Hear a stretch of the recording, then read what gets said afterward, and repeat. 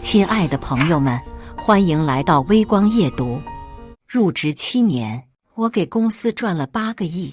即将升任副总时，被老板的情人截胡了。他们威胁我：“你都30岁了，又未婚未育，学历也低，本是公司的重点优化对象，是公司当初破格录用、培养并提拔你，你才有今天。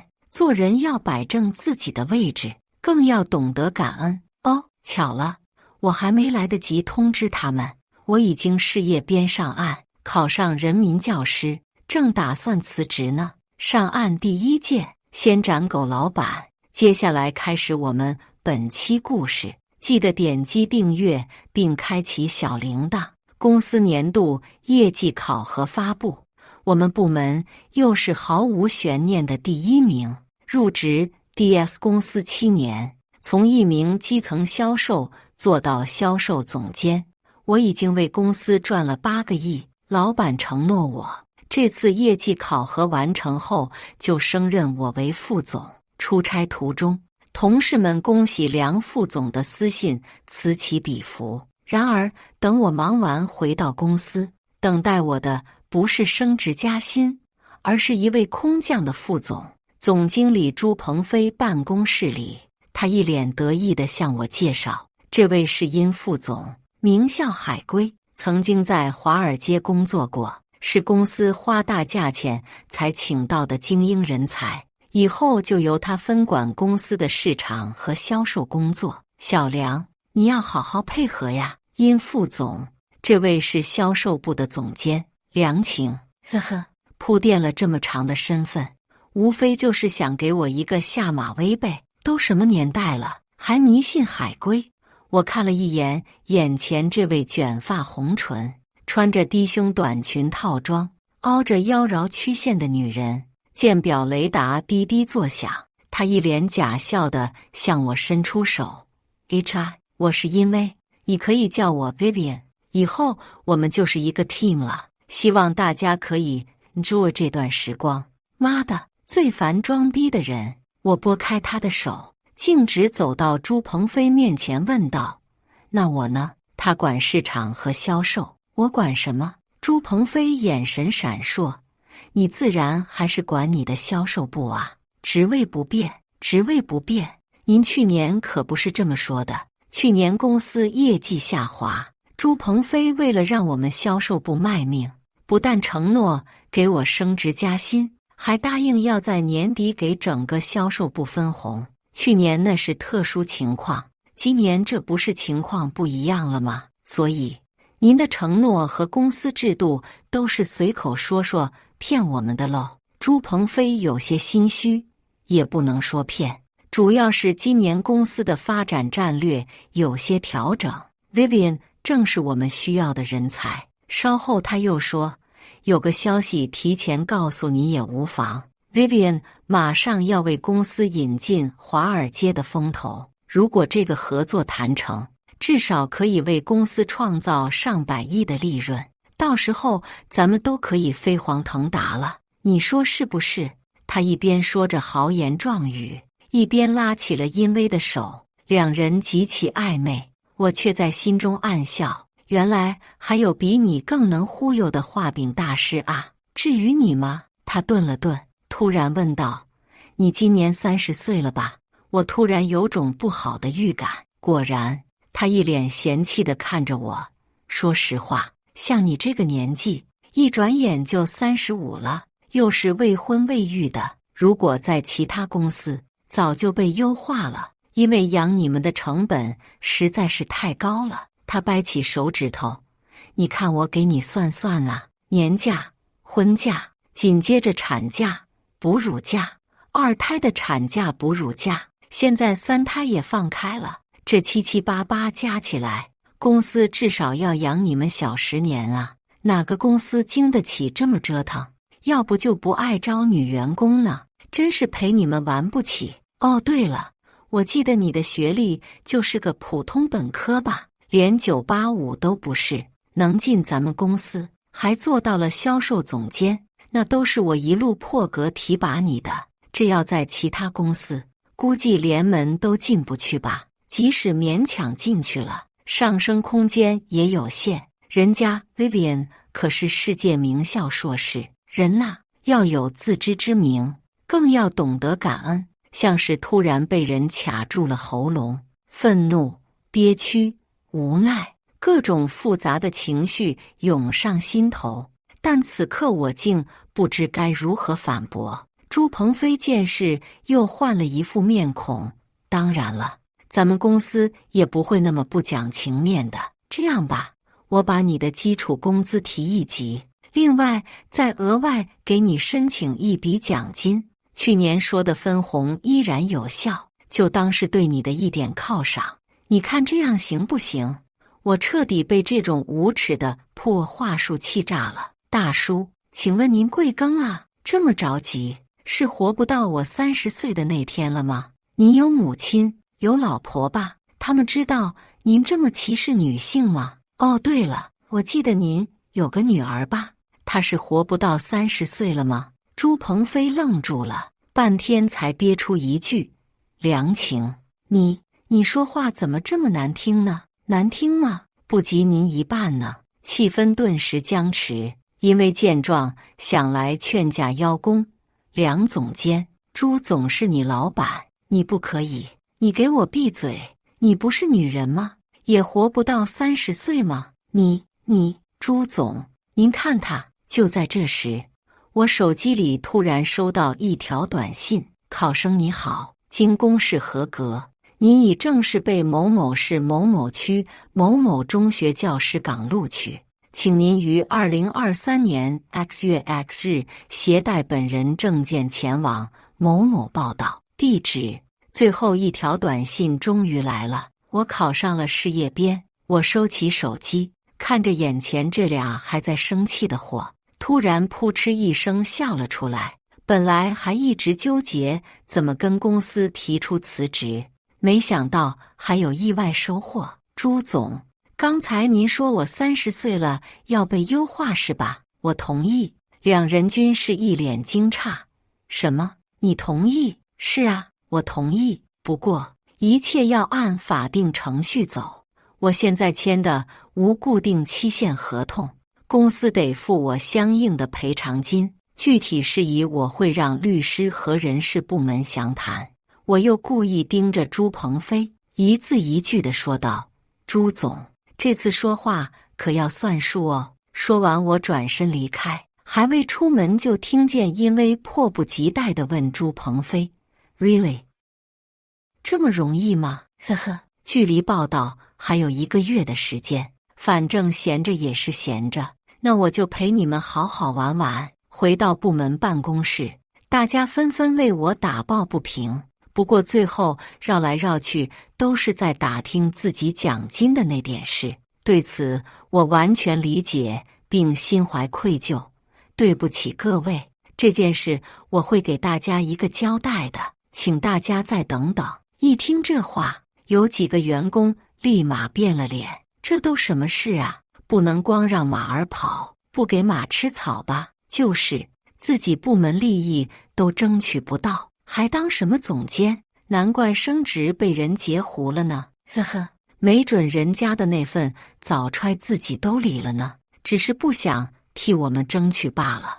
我正在考虑要不要放出点证据，因为就进来通知开会了。他还特意强调，梁总监，请你务必参加。当然，我倒是正想看看这位来自华尔街的精英人才到底是什么货色呢？会议室里，因为端坐在上位，一副居高临下的姿态。今天开会是想和大家 share 一下公司近期的一些 plan， 大家有什么 idea 也可以及时和我 discuss 哦。我忍一番废话后，他终于开始讲 PPT， 这是公司最近要推的一个 project。项目的重点就是要加速各模块的串联与重组，及合并兼并各线条的优势，通过对营销工作系统性的拆解与摸索，复盘并梳理聚合各方资源，对标各方业态，锁定垂直领域的复用打法，提炼关键路径的穿透趋势，赋能加持资源倾斜，对外构建我们在商业模式上的护城河。后面这些是我跟着他一起背诵的。他终于停下来了。梁总监，没人告诉过你上司讲话不可以随意打断吗？我没忍住笑了，然后默默将自己的手机投屏。大屏幕上，某视频网站上一个名为互联网黑话的合集里，随便点开都是这些套话。看来尹副总的功课做得很敷衍啊。还是说中国大厂这种不说人话的风气已经传到你们华尔街了？你，他瞬间恼羞成怒，整张脸涨得通红，连大浓妆都盖不住。要不要我给你介绍几个小众资源库啊？去那里面抄，查重率低点。哈哈哈！我大笑着离开了会议室，身后一片哗然。听说因为气疯了，当场就哭着去找朱鹏飞告状了。片刻后，朱鹏飞果然亲自来找我了。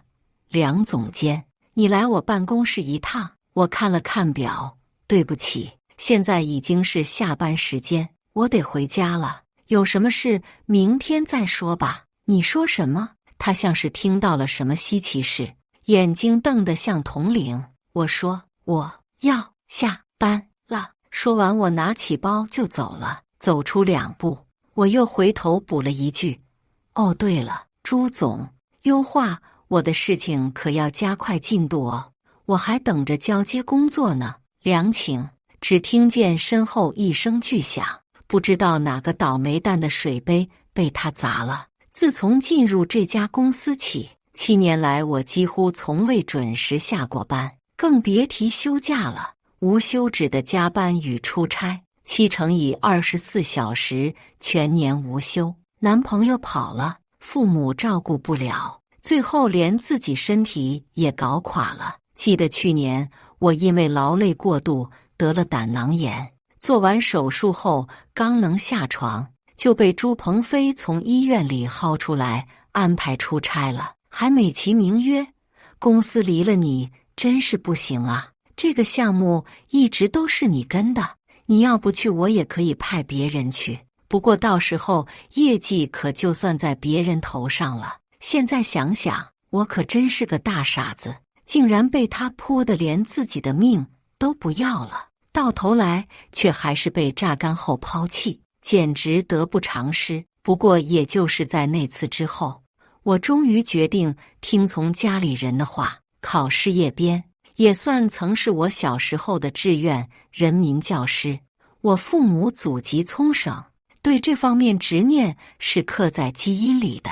之前我对此不怎么关注，不过随着30岁的临近，确实越来越多地感受到了职场的危机与恶意。这1年里，我像个苦行僧一样，白天工作，晚上学习。好在功夫不负有心人，最终还是顺利事业编上岸了。今天我难得早下班，便想去菜市场买点菜，晚上回家和爸妈一起吃个饭。虽然和他们在同一个城市，但1年到头能在一起吃顿饭的日子却屈指可数。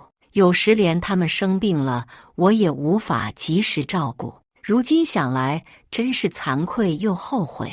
没想到我刚到菜市场，朱鹏飞的催命电话就来了。我拒接，他就给我发信息：梁总监，宏远那个项目出事了，你赶快回公司一趟。急！我一个冷笑，宏远的项目不是刚被因为抢过去了吗？这么快就出事了？我没回，他又发：这是你一直在跟的项目，只有你最了解情况，而且客户点名必须要你来。谢总现在已经在公司了，你快点回来。我继续不回，他还发：梁请，就算要辞职，也应该站好最后一班岗吧。算我求你。我最终答应会去，却无视他那边10万火急的催促。回家安心吃完晚餐，才慢悠悠出发。这该死的责任感。等我回到公司，一眼就看见宏远的谢总正面色铁青坐在会议室里，朱鹏飞和殷薇在旁边陪着笑脸。宏远是公司今年最重要的项目，我已经谈到最后阶段了，没想到殷薇一来就看上了。朱鹏飞趁我出差期间直接让他接手了。谢总看到我，气冲冲地扔过来一份合同。梁总监，我说你们 DS 还有没有诚信啊？什么都别说了，退预定款吧。我安抚一番后，看到他面前的咖啡，指了指殷薇，谢总不喜欢喝咖啡，你去泡杯茶来，要西湖龙井。殷薇满脸委屈，要我去？我一个白眼，不然呢？那让朱总去。朱鹏飞也示意他快去，他这才不情不愿地去了。我迅速扫了一眼，果然仅一个花里胡哨的中英双语封面就已经踩中对方雷点了。这是采购合同，不是 PPT 大秀。他们不知道，谢总是个精明耿直的实干家，最讨厌那些华而不实的务虚派。再一看里面的内容，我很快就明白了。因为了给自己立威，把合同里我们已经谈妥的条款全部推翻了，转而换成了他那些模块、势能、生态等各种故弄玄虚的装逼词汇。最要命的是，里面诸如把毛利当成净利计算之类的低级错误更是一大堆，最后导致对方的成本足足增加了2倍。这搁谁不急眼。看来我得去查查因为这个华尔街精英的成色了。我和朱鹏飞商量，他虽然想护着殷薇，但迫于形势却不得不听我的。实在抱歉谢总，这中间可能有点误会，那就还按咱们之前谈好的条件继续推进。没想到谢总眼珠一转，突然一副很为难的样子。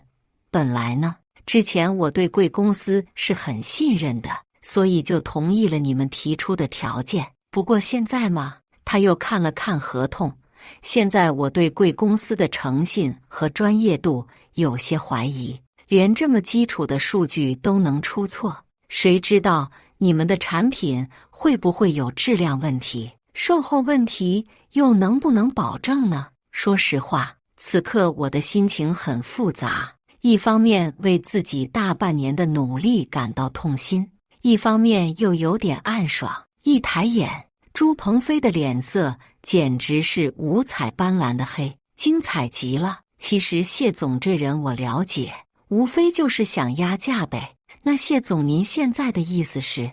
他伸出一根手指，采购价格在原有基础上再降10%。我和朱鹏飞同时一惊。这个价格我们几乎没有利润空间了，你们若是为难也没关系，那我就再看看，反正这款产品也不是只有贵公司才有。不过这次是你们违约在先，预付款需要双倍退还。刚好此时因为端着水杯走了进来，谢总意味深长地看了因为一眼，贵公司的内部事务我管不着，不过这次由于你们突然换人，导致我们损失了不少时间成本，这个是不是也该核算一下？毕竟时间就是金钱嘛。果然是老狐狸，不得不服啊。朱鹏飞一听，顿时急了，别，谢总您言重了，什么事情咱们都可以商量吗？千万别伤了和气。他示意我赶紧想办法，眼睛都快眨烂了。我假装没看到，原本也是来看戏的，见我无动于衷，朱鹏飞忍不住给我发了条信息，谈成这一单，提成再加2个点。哎，谁让我是个有始有终的人呢？谢总，刚才您说再看看其他公司的产品，是吗？我拿出一沓资料放到他面前，这是市面上所有相关产品的资料，您看啊。公司的这款产品参数太低，跟你们的系统不匹配。B 公司的这款倒是匹配，但价格比我们高。C 公司也有类似产品，但却缺少一项多任务控制功能，而这正是贵公司最需要的。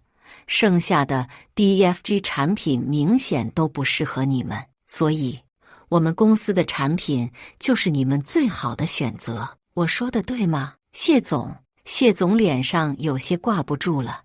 你这准备的还挺充分啊，这只是一个销售人员的基本常识，可有些人连这点都做不到。稍后他又说，不过我们宏远一向最看重产品质量和诚信，为此哪怕多花点钱也是愿意的。我缓了缓，当然了，这次由于我们的一点小失误，确实耽误了你们一些时间。为表达诚意，采购价格上在原有基础上再降1%作为补偿，您看行吗？1%不行，太少了。8%怎么样？几个小时拉扯下来，最后以4%成交。公司以损失近千万利润的代价留住了这个大客户。谢总走后，因为也知道自己闯了大祸，马上装出一副柔弱无辜的样子。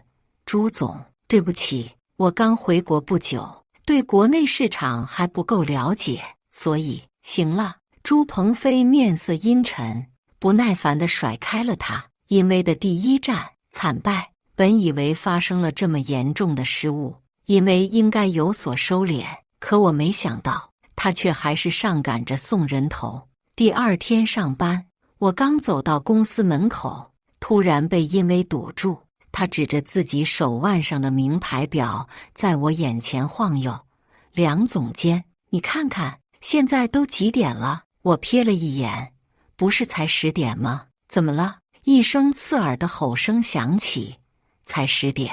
你不知道公司几点上班吗？你已经迟到1个多小时了。我懒得理他，推开他走了进去。没想到他又追着我拿出一张单子，你再看看，这是今天早上你们销售部的考勤统计，竟然只有1个人准时到了。你平时就是这么管理下属的吗？我一进部门办公室，一眼就看到放在门口的指纹打卡机，真是大无语。我说殷副总，你来公司也有一阵子了吧？眼瞎了还是耳聋了？没看公司规章制度吗？不知道我们销售部每天要外出拜访客户，不需要掐点来公司的吗？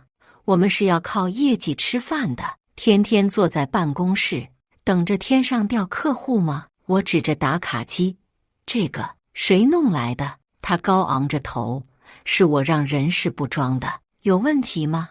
我不管以前你们什么样，但是现在我是你们的上司，就有权管理你们。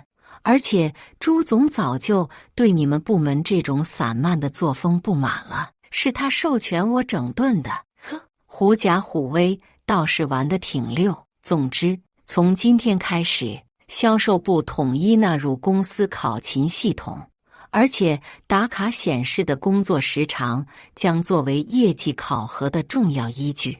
待会儿人事部会群发邮件，你记得让大家查收。他踩着高跟鞋趾高气扬地走了，部门同事们个个满脸愁苦。考勤这是吧？有用，但不适用于所有工种，科学合理的利用才能事半功倍，否则就是添乱。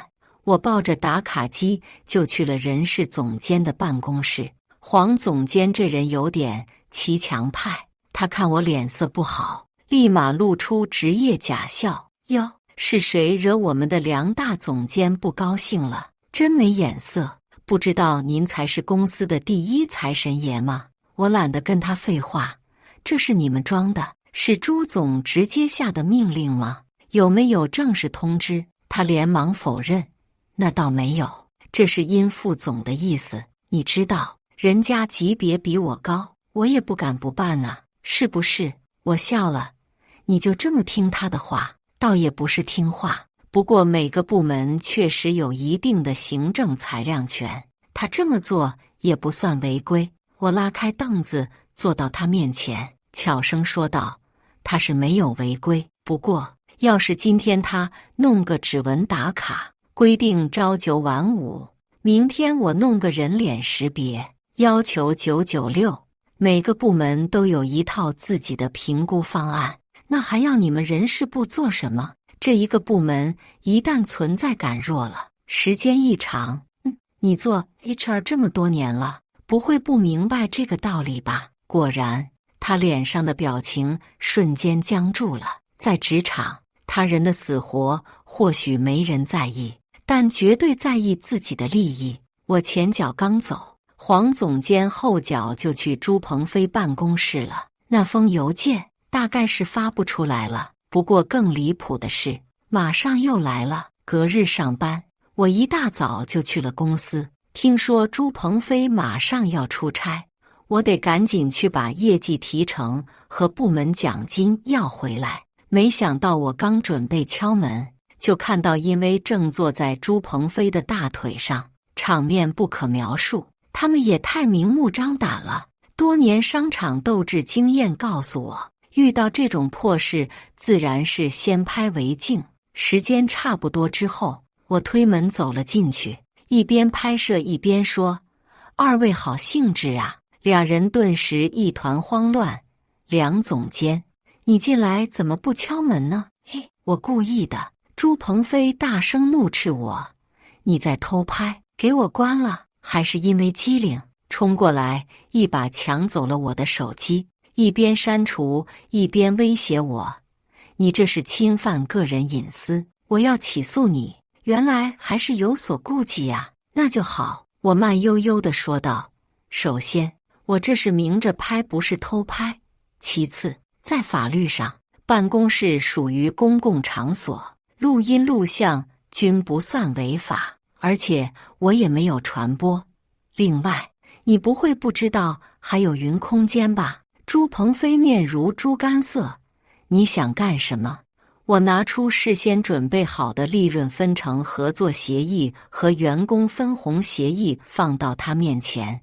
这2份文件，麻烦您签个字。他拿起来看了看：“梁总监，这就没必要了吧？咱们是自己人，又不是客户，何必搞得这么生分呢？”不，我可是吃够了空口无凭的苦头，还是白纸黑字最靠谱。既然您没打算骗我，签个字又有何妨？他一拍桌子：“梁晴，你是不是忘了自己身份？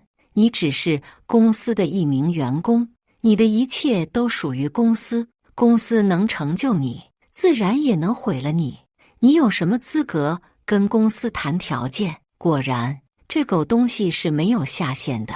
我冷笑一声：“朱总，你也太心急了吧？这驴还没下磨呢，就准备杀了。”我又特意强调了一句：“宏远的项目可是还没签约呢。”朱鹏飞瞬间被噎住，因为见状赶紧站出来护主：“梁总监，不要以为你拍了点东西就敢来要挟我们，你还活在古代吗？成年人之间一些你情我愿的事情 ，Who care？ 还有，你刚才不是也说了吗？若是传播，你就违法了。”我笑笑，看着朱鹏飞问道：“朱总也这样想吗？”我指着窗外不远处的邓氏集团总部大楼，故意学着殷威的语气，阴阳怪气恶心他。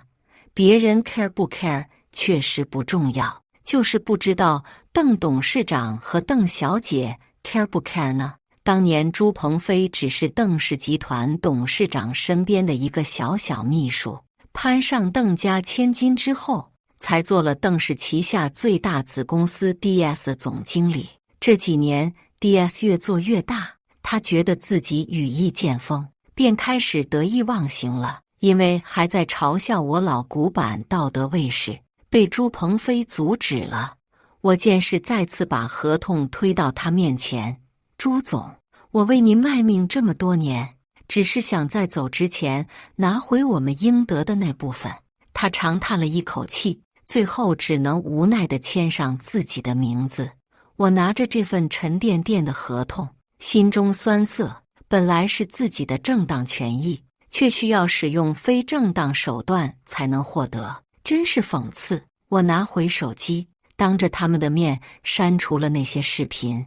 正要离开，被朱鹏飞叫住：“宏远的项目还是交给殷副总负责，明天的签约仪式由他代表公司去，你就别去了。”我在心底冷笑，果然白眼狼都是喂不熟的。既然如此，那咱们就来日方长，我有的是能拿捏你们的东西。见我没说话，他马上又开启爹味说教：宏远是公司最重要的客户，理应派更高级别的人员去对接，这样才能显示我们对客户的尊重。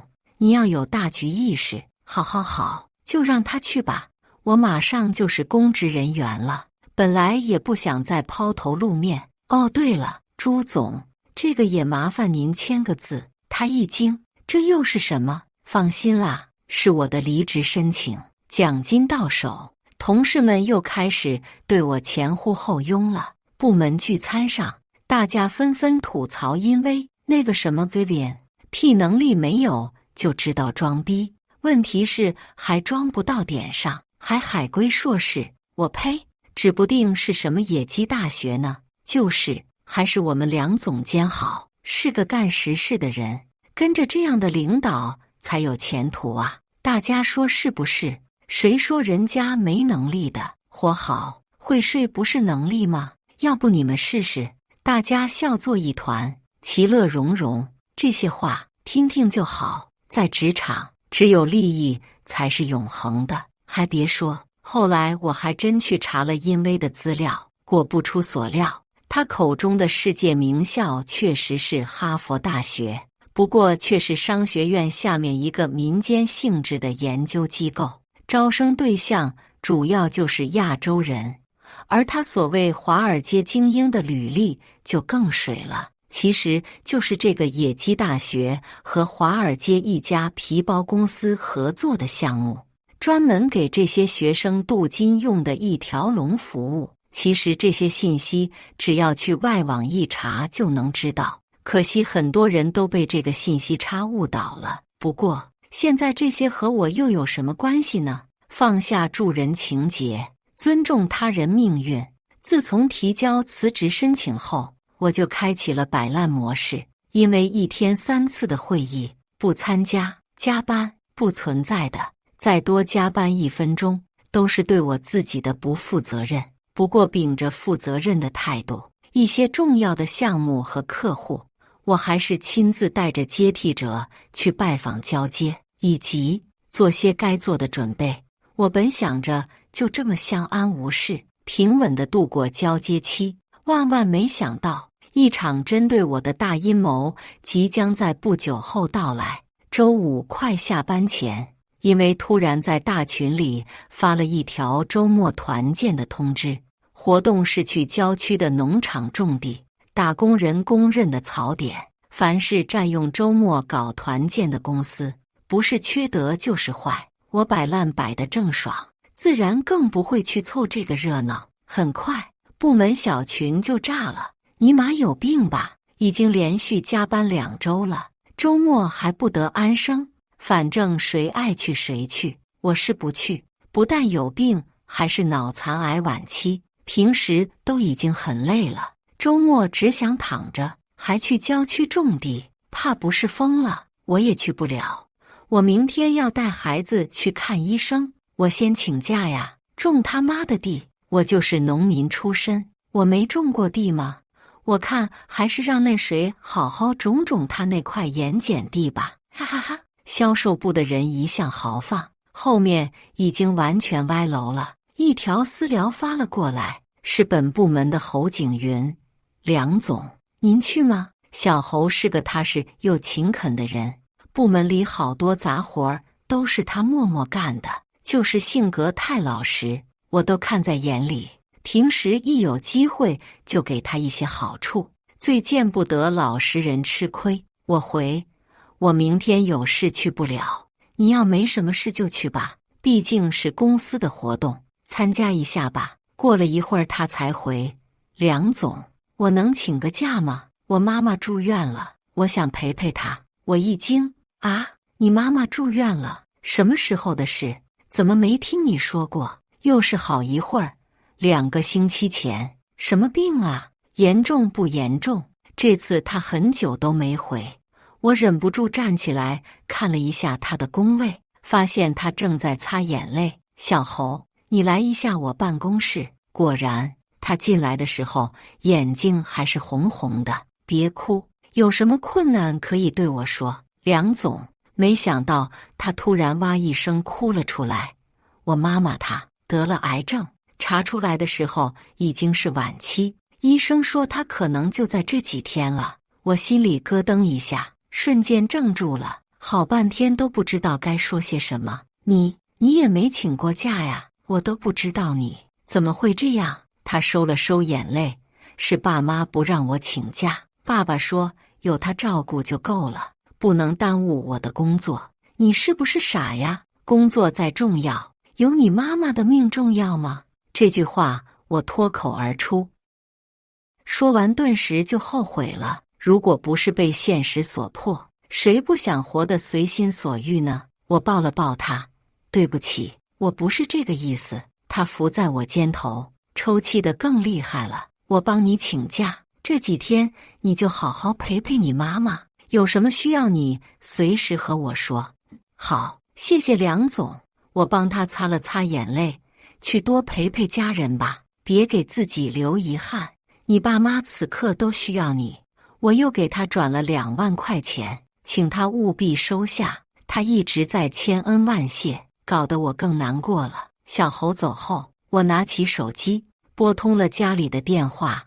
爸妈，我今晚回家吃饭。电话那头传来我妈兴奋的声音：哟，今儿是什么大日子啊？我闺女竟然要回家吃饭了。说吧，想吃什么？我让你爸去买菜，妈都给你做。我鼻子酸酸的，不是什么大日子，就是想你们了。我在微系统里为侯景云办理好请假手续，正准备关机下班，因为突然发来一连串的消息。梁总监，你们销售部怎么回事啊？为什么没人参加团建？是不是你怂恿的？我再说一次，这是公司集体活动，不去的一律视为旷工。我再给你们最后一次机会，现在报名还来得及，否则你们部门这个月的绩效奖金全部取消。没完了是吧？我本想直接杀到他办公室，好好教教他该怎么做个人。走到门口，我又折回来了。如今这情形，带头大哥式的江湖义气显然已经不合适了。我可以一走了之，造成的后果却需要留下来的人承担，这样不厚道。于是，我将因为刚才的这些话截图，原封不动地转发到部门小群，让每个人自己选择吧。到最后，除了侯景云和几个确实有事的，其他人还是都去了，而我则早早下班，关掉工作手机，回家和爸妈一起做饭，吃吃喝喝，又舒舒服服地泡了个澡，然后美美地躺在沙发上吸猫逗狗玩手机，身边还有我妈一口一口的投喂水果，真是好久都没这么惬意过了。爸妈，给你们约了一个全身体检，周一我带你们去啊。侯景云妈妈的事情对我触动很大，这些年我忙于工作，甚少回家，即使偶尔回来，也无法真正静下心好好陪伴他们，总觉得他们很独立，很强大，会一直在家里等着我。然而这次回来，我突然发现他们真的老了，而且他们比我想象中更脆弱，更需要我。为人子女最怕的就是子欲养而亲不待。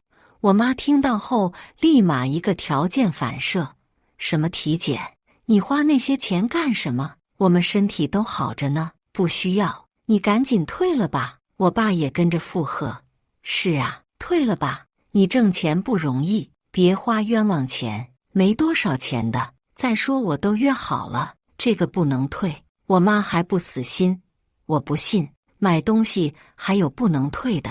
妈，这个真不能退，你们要不去就只能作废了。后来他们虽然一直在嘀嘀咕咕抱怨我乱花钱，但看得出来，他们还是很高兴的。周一体检，我正坐在大厅等爸妈，突然有人叫了我的名字，这不是梁总吗？好巧啊！我抬头一看，是个陌生的年轻男人。请问您是？他一副和我很熟的样子。我是华兴保险的小张，张小龙啊。我去你们公司的时候，咱们见过，您不记得我了？我实在是想不起来了，只好敷衍着客套一下。哦，好像有点印象。你也来体检？是啊，这天天又是加班又是应酬的，身体也不行啦。您呢？检查完了吗？正好这时爸妈过来了。不是，我陪我爸妈来的。他立马竖起大拇指，真是个孝顺女儿。叔叔阿姨真有福气啊！他突然拿出手机，梁总，我能加您一个微信吗？我实在不想再和他尬聊了。不好意思啊，张经理，我们还要去检查下一个项目，先去那边了呀，回头聊。好的好的，您快去吧，咱们回头联系。哦，对了，您自己要注意身体呀，体检也得经常做。真是受不了这种无端的热情。体检完成后，我请爸妈吃了顿大餐，又陪着他们一起逛街、逛公园。我妈乐得嘴都合不拢了，她假装责怪我爸。我说让晴晴早点考事业编，你还不当回事？你看现在都有时间陪我们了，以前她过的那叫啥日子哦？等我回到公司，已经是周三，一进办公室，我就察觉到气氛不对，员工们整整齐齐地坐在工位上，但每个人脸上的表情却有些颓丧不安。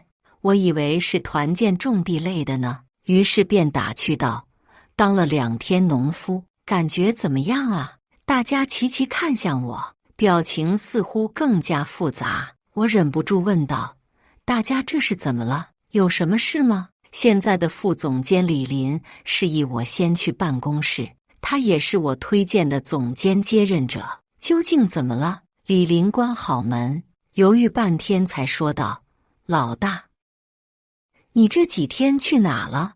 我们给你打了无数个电话，你都关机。我这才想起来，工作手机忘了开机了。我一边开机一边问道：什么事？先简单说一下。李林满脸怒气，那个狗货殷副总搞了一套什么优化结构的方案，其实就是变相裁员。听说咱们部门好几个人都在优化名单上。什么？这狗货！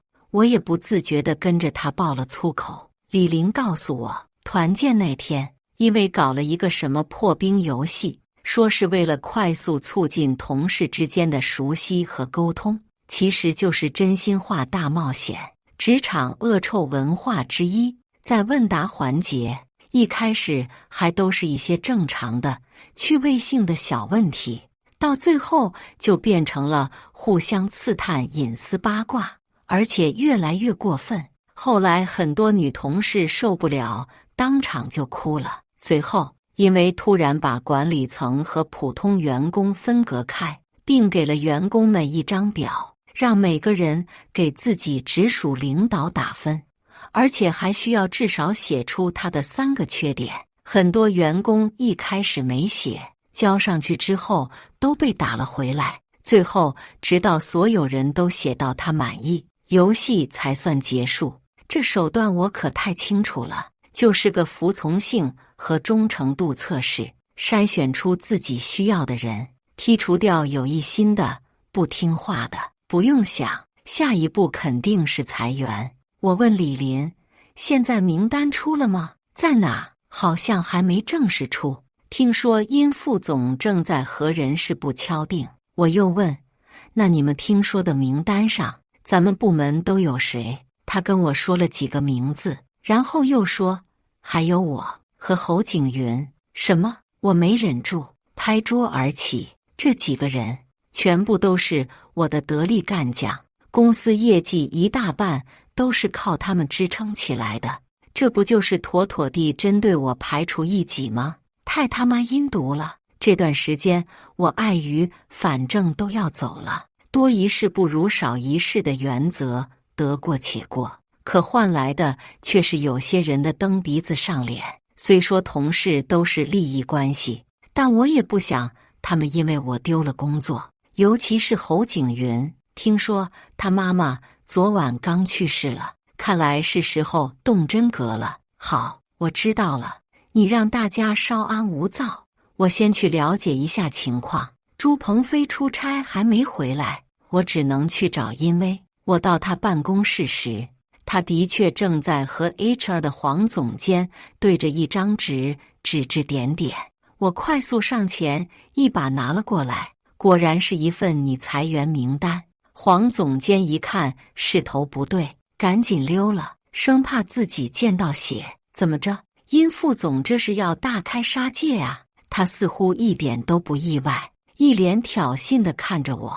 我作为公司的常务副总，行使自己的权利，优化公司管理职能，节约成本，提升效率，本就是本职工作，有什么问题吗？我呸！收起你那一套吧！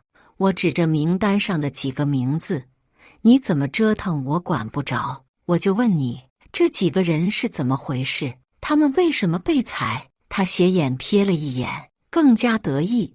上司做事还需要向你这个即将滚蛋的下属请示吗？我手一抖，把手中的一杯热咖啡洒向他身上。不好意思，你说话吓到我了。我平时喝养生茶，很少喝咖啡。这杯热咖啡是专门为他这一身骚里骚气的蕾丝裙准备的。他没有躲过去，被烫得尖叫一声，一身狼狈。他彻底疯了，像个泼妇一样就要来打我，却被我死死扣住双手，动弹不得。像我这种经常半夜回家的人，没点防身技能可不行。他气得双眼血红。你以为这样他们就不用被裁了吗？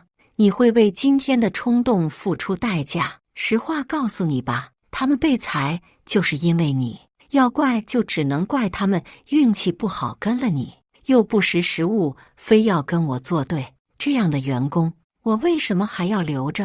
呵呵，终于说出这句话了。所以你就可以为了自己的私欲置公司利益于不顾。你知不知道他们为公司赚了多少钱，手里又掌握着多少客户和资源？这些资源一旦流入竞争对手那里，公司会有什么后果？他轻蔑一笑，你少吓唬我，公司离了他们还不赚了？一批走了再招一批就是，现在最不缺的就是人才。我真是被他的无知气笑了。裁掉这些人，朱总也同意吗？我故意问道。他一脸傲娇，当然，就是他授权我做的，我做什么他都同意。好，很好。我放开他，默默关掉录音笔，转身离开。DS 算是废了。而在此之前，我需要做一件很重要的事。出门后，我给做猎头的闺蜜打了个电话，请她牵线约她的大客户 AC 公司的高总一起吃饭。AC 公司是 DS 最大的竞争对手，不过这几年大多数时候都被我们压着打，但我跟高总却是不打不相识。他一直不遗余力地挖我去 AC， 那时的我可真是又皱又傻，完全被朱鹏飞一边画饼一边打压的破手段给困住了。不过现在我约高总，当然不是为了自己跳槽，而是请他帮一个忙。为此，我会送他一份见面礼。接下来的几天，第一个要求退货的客户出现了，在我的协调下，公司不得已只能以差价补偿的形式进行安抚。我还千叮咛万嘱咐该客户一定要保密，不过消息很快还是泄露了，从此便一发不可收拾。紧接着，第二个、第三个要求退货的客户出现，犹如推倒了多米诺骨牌。短短几天之内，公司的大客户接二连三地出状况，有因产品质量问题要求退货的，有因售后问题提出索赔的，还有因为诚信问题要中断合作的，就连刚刚签约的宏远也趁机再次压价，而正在谈或者计划谈的客户也都纷纷暂停观望了。在商场上，这种能薅对方羊毛的事情，谁会不干呢？更何况还是组团薅，风险约等于无。与此同时，网络上也开始陆续爆出 DS 的负面新闻。更要命的是，业内都在传 AC 公司正在请猎头不惜一切代价挖 DS 公司的销售团队。AC 公司还趁势推出了 DS 竞品，并给出了超高性价比，结果可想而知。AC 的产品很快就占领了市场，狂风暴雨接踵而至，公司资金链很快就运行吃紧。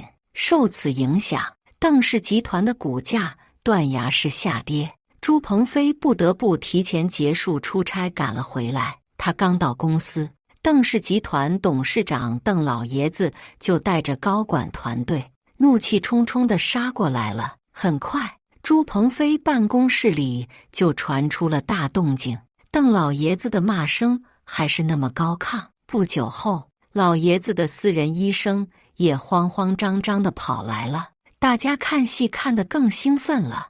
我突然发现，因为竟然不在场，于是赶紧让部门的小伙子去办公室把他请出来。这种热闹怎么能少了他呢？小伙子回来说他死活不肯出来，呵呵，怕是不敢出来吧。后来，邓老爷子被医生和秘书扶着离开了，走的时候脸上依然怒气未消。再后来，朱鹏飞红肿着脸出来了，脸上还有5个清晰的手指印。部门小群里消息刷个不停。哎，你们猜老朱为啥挨打呀？以前公司也遇到过危机，也没见邓老爷子打过人啊，那能一样吗？这次事儿多大呀？搞不好公司都要 game over 了。那倒也是，不对，我还是觉得肯定还有其他事情，只有我知道内幕。在邓老爷子来之前，我就将因为这段时间的所作所为，以及那几名被裁员工的业绩表和客户资源表，加上那段录音和之前留存的视频，一起匿名发给了他。对于一个男性老板来说，可以犯错误，但不能犯低级错误；也可以玩女人，但不能色令智昏，耽误正事。朱鹏飞这可是双重 buff 叠加啊！更何况，哪有父亲不疼爱自己女儿的呢？朱鹏飞顶着一张红肿的脸召集管理层开会，还特意要求我必须参加。那必须去啊！这戏可是才刚刚开场呢。想必大家都清楚公司最近的情况了吧？朱鹏飞刚一开口，门牙漏风，我就没忍住笑出了声。在我的影响下，其他同事也都在偷笑。梁总监，开会呢，你严肃点。好，我不笑了，您继续。憋笑真的很辛苦啊。对于公司的这次危机，大家有没有应对方案？都说一说。会议室里一片沉默，都没有办法吗？那我点名了，秦副总，你有什么想法？秦副总长叹一声，无奈地摇摇头。他又点了几个人，也都没什么收获。我则是一边刷手机，一边等着上台唱戏。叫了一圈下来，他终于想到我了。梁总监，这次的事是因你们销售部而起，你就没什么要说的吗？这是他自己主动把脸伸过来的，我不打都觉得对不起他。我放下手机，朱总，您没搞错吧？因我们销售部而起，难道不是因为您的心肝殷副总要裁掉我们吗？此话一出，众人皆是一副八卦的表情。他正要发火，看到我的眼神又收了回去。是，我说错话了，这事是殷副总做的不对，我已经让他反省了。不过眼下最重要的就是大家群策群力，帮助公司一起渡过难关。等咱们挺过这道坎。停！我赶紧打断了他，我还保着呢，不需要吃饼。我清了清嗓子，其实这件事想要破局也不难，就是不难，不只是朱鹏飞，大家也都来了兴趣。是啊，不难。我故意边卖关子边看向殷薇，就是可能需要殷副总多辛苦一点了。一直闷声不吭的殷薇见我此刻提起他，狠狠瞪了我一眼。朱鹏飞简直迫不及待了，你快说，只要能帮助公司渡过难关，我相信殷副总一定不会推辞的。朱总，您是不是忘了当初为什么要花大价钱招殷副总进公司了？我故意将大价钱3个字说得很重，不就是因为他既有国际名校的学历，又有华尔街的资源吗？您不是说他要为公司引进华尔街的风投吗？这么好的资源现在不用，更待何时？这时候，殷薇的表情跟吃了死苍蝇一样，那模样简直恨不得吃了我。会议室里瞬间蛙声一片，朱鹏飞顿时兴奋地直拍脑门。对呀，我真是忙昏头了，怎么把这事给忘了呢？他指着殷薇，那个殷副总，你现在立刻马上订机票去美国，务必把这事给谈成。其他人也都跟着兴奋了起来，纷纷开始自嘲公司是在守着金疙瘩讨饭。只有殷薇面如死灰，这件事太重大了，我需要好好准备一下，项目计划书也还没有做。朱鹏飞大手一挥，还准备什么呀？我们现在已经没时间准备了，项目计划书可以在飞机上做吗？这都不算事儿，你赶紧准备动身吧，公司可就指望你了。可是因为还想推脱，我赶紧添了一把火。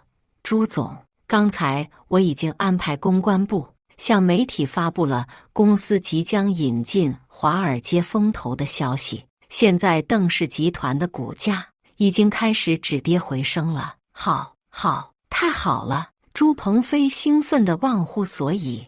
来，让我们以茶代酒，为殷副总饯行，祝他早日凯旋。会议室里响起了热烈的掌声，箭在弦上，不得不发，因为只好硬着头皮答应去美国。哦，对了，殷副总，此行您责任极其重大，工作一定会很辛苦，您一个人应该吃不消吧？朱总，销售部的李林和侯景云英语都特别好，就让他们跟着殷副总去吧，也能帮着分担一些工作，提建议什么的，您觉得呢？李林机智聪明，侯景云最近心情不好，就让他们公费出去旅游，散散心吧，反正都要跳槽了。对，还是梁总监想得周到，就这么办。因为我终于等到这一天了，想跑路门都没有。因为走后，我也着手办理解雇赔偿手续，以及准备那最后的致命一击。李林和侯景云每天都会跟我分享殷薇的动态，和我预料的完全一致。他根本不认识什么风投，甚至连外国朋友都没几个。在见完仅有的几个外国人之后，他干脆不装了。为了不让李林和侯景云回来告状，因为策反了他们，请求他们配合他做假资料骗公司。随着因为一封又一封的捷报传回来，资方要求 DS 出具全面的财务报告，以决定是否投资。以公司目前的财务状况，想都不用想，肯定没戏。于是，在我无意间的提醒下，朱鹏飞很快就病急乱投医了。他找来了外包财务公司，开始做假账。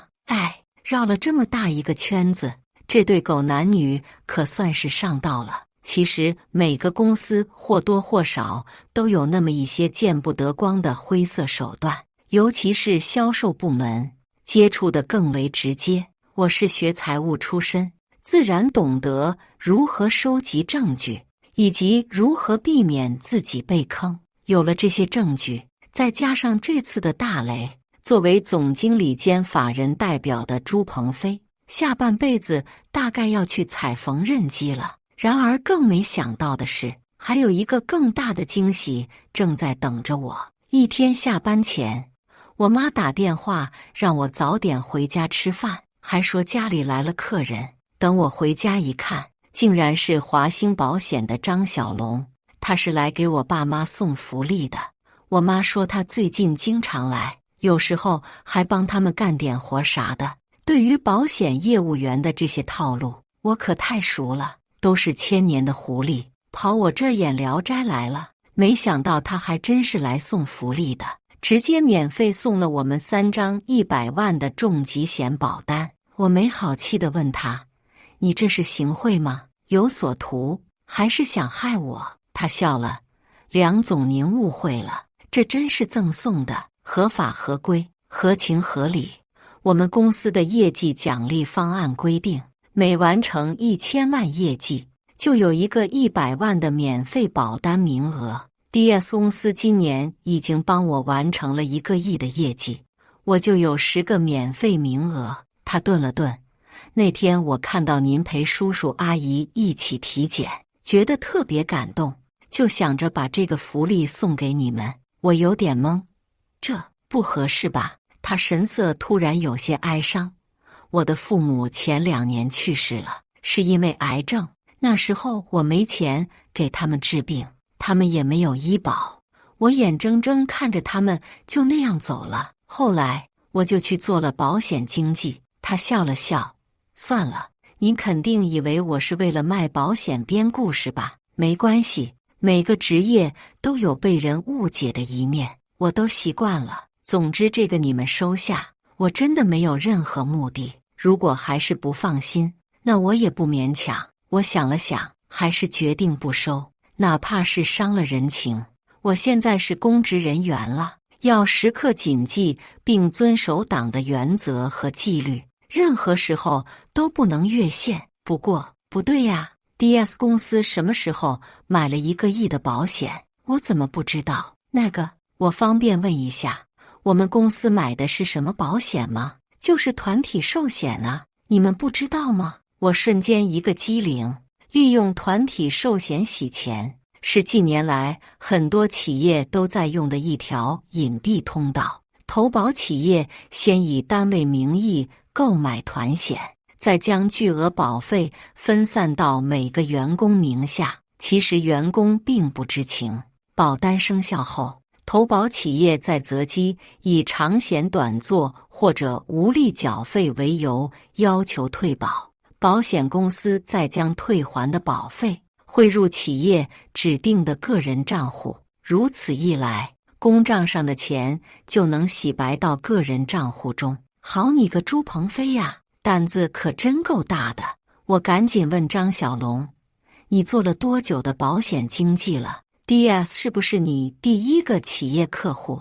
他一脸惊讶，你怎么知道？我入行1年多了，一直不太顺利，直到我们经理给我分派了 DS 这个资源，我一下就一飞冲天了。现在我已经提前锁定我们公司今年的业绩之星了。我看着他兴奋的样子，心中一阵唏嘘。傻小子，你都被人卖了，还在帮人数钱呢。好在现在一切还来得及。小龙，你应该没我大吧？你相信姐不？他满脸疑惑。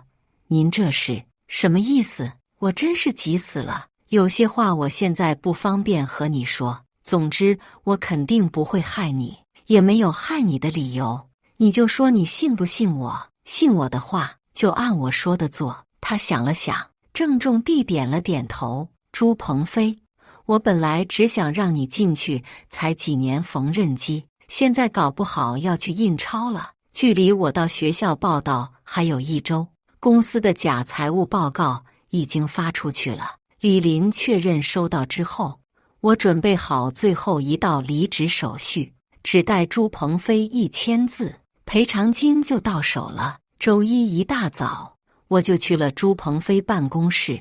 当我把离职交接清单放在他面前时，他竟然跟我演起了萧何月下追韩信的戏码。梁总监啊，前阵子是我态度不好，可能造成了咱们之间的一些误会，对此我已经深刻反思过了。现在我正式向你道歉，你就不要走了好不好？你放心，如果你不走，我马上就让人事部下发晋升你为副总的邮件。都这时候了，还画饼呢？我可去你的吧！别，您这道歉我可受不起，还是麻烦您签字吧。他将清单往回推了推。梁晴，你看，咱们一起奋斗这么多年了，公司和我个人一直也待你不薄，难道你对我们就没有一点感情吗？这里也是你一手打拼出来的事业呀，真的甘心就此放弃吗？我忍了又忍，才压制住内心想狠狠唾他一口的冲动。他还在絮絮叨叨，是，公司目前是遇到了一些困难，但很快就会过去的，殷副总马上就要回来了，等华尔街的投资一到，朱总，我要结婚了，而且已经计划要孩子了，您看我给你算算啊。我学着他之前的样子掰起手指头，年假、婚假，紧接着产假、哺乳假，二胎的产假、哺乳假，我可能还会要三胎哦，这七七八八加起来，公司还得养我小10年，不划算啊，是不是？他愣住了，半天才说，你故意骗我的吧？没听说你交男朋友啊？我笑笑，您没听说的事儿多了。我再次将单子推了过去，朱总，共事多年，咱们就好聚好散吧。如果在这个节骨眼上走仲裁，对公司恐怕也不太好吧。他眼珠子转了转，才不情不愿地签了字，走出那个压抑我多年的办公室，顿觉如释重负，浑身轻快。明天又是新的一天。 DS 赔偿金到账后，我整理好所有材料，计算好时间，以匿名举报的方式邮寄到当地税务局，同时又找网吧发了一份电子版到官方邮箱。电话响起，是 AC 的高总，来得正好。梁总，您那边的几个人什么时候能到岗啊？我这可等着用呢，应该最晚下周1就能到，您再耐心等几日。真的吗？这次不会放我鸽子了吧？不会，您放心。在因为要裁员，我决定搞倒 DS 之后，我就为这几名业务能力强悍的下属找好了后路。高总本就有意挖走我们，加上我给出的见面礼，他简直乐疯了。离开公司之前，我将这几个人叫到一起，只委婉告诉他们 DS 可能不行了，而我已经为他们找好了后路，剩下的就让他们自己选择。李林和侯景云是信得过的，他们早就决定去 AC 了，而其他几人也几乎没有犹豫就选择了 AC。 毕竟只要不傻都能看出来 DS 已经被殷威和朱鹏飞玩废了。周一我到学校报到后，估摸着公司那边该被查账了，我让李林着手安排殷威返程回国，他马上就明白了我的意思。果然，我请假1天，以拜访原公司同事的名义，亲眼目睹了公司被查的这一幕。只见税务局工作人员拿出一份税务检查通知书，有群众举报 DS 公司涉嫌偷税漏税，请你们协助调查，所有人暂时不得离开公司，请朱总组织大家配合。由于我的举报材料非常详实，他们很快就查实了证据，当时就将朱鹏飞和相关涉案人员带走了。与此同时，因为刚入境就被带走了，李林和侯景云作为证人协助调查。我赶紧通知张小龙，一旦有人去退保，马上报警。还没到下午，张小龙就告诉我，人已经抓住了，竟然是公司一名新来不久的会计，说是朱鹏飞早就给他安排过，只要公司一有状况就去华兴退保，然后将保费打到一个私人账户，而这个账户的注册地为英属开曼群岛，全球知名的避税天堂。小姑娘可真是倒霉。而张小龙也因专业机警，及时为公司挽回巨额损失，获得嘉奖。DS 公司的事情审结之后，我安心正式成为一名光荣的人民教师。后继朱鹏飞被带走的当天，邓氏集团就发布公告，解除其一切职务，全面配合相关部门调查。声明最后还特别强调，邓小姐早已同朱先生结束婚姻关系，且不存在财产分割问题。3个月后，经税务局、市场监督管理局和公检法机关等多部门联合查实， DS 公司逃税罪、违规披露罪、妨碍清算罪、非法隐匿、转移财产罪等多项罪名成立，公司被依法查封。DS 公司总经理及法人代表朱鹏飞负主要责任，被判处有期徒刑15年，并处罚金5000万元，没收个人全部财产。因为因协助他人犯罪被判处有期徒刑3年，其他相关责任人也被一一处罚。时间如白驹过隙，转眼1年就要结束了。跨年夜，李林和侯景云组织了聚会，我们几个老友聚在一起迎接新年。如今大家都有了新的开始，说起在 DS 的那些年，还是免不了一阵感慨。过去虽有遗憾，但努力过便无悔。人生没有白走的路，一切都是最好的安排。恰好此时0点钟声响起，又是新的一年。不要把自己完全卖给工作，对职场铺说不。我们可以有自己的生活，更应该多陪陪家人。